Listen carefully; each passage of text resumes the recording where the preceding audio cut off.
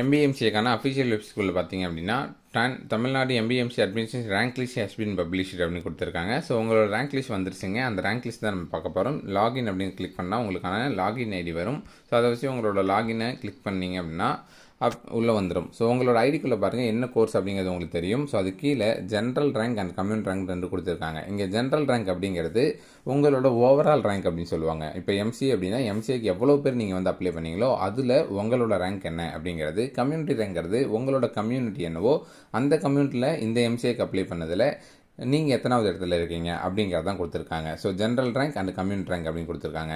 So இதுதான் உங்களோட rank. நீங்கள் இப்படியும் பார்க்கலாம், அல்லது நீங்கள் லாக் அவுட் பண்ணிவிட்டு வெளியே வந்தீங்க அப்படின்னா ஸோ வெளியே வந்து உங்களுக்கு பிடிஎஃபில் கொடுத்துருப்பாங்க. இந்த லெஃப்ட் சைடில் MBA rank, MCA rank, different table ரேங்க்னு தனித்தனியாக இருக்கும். அதில் ஒரு பிடிஎஃப் டவுன்லோட் பண்ணி அதில் உங்களோட ரேங்க் என்ன, உங்களோட ஃப்ரெண்ட்ஸோட ரேங்க் என்ன, அவங்க உங்களை விட எவ்வளோ பேருக்கு முன்னாடி இருக்காங்க, நீங்கள் எவ்வளோ பேருக்கு பின்னாடி இருக்காங்கள தான் பார்க்க முடியும்.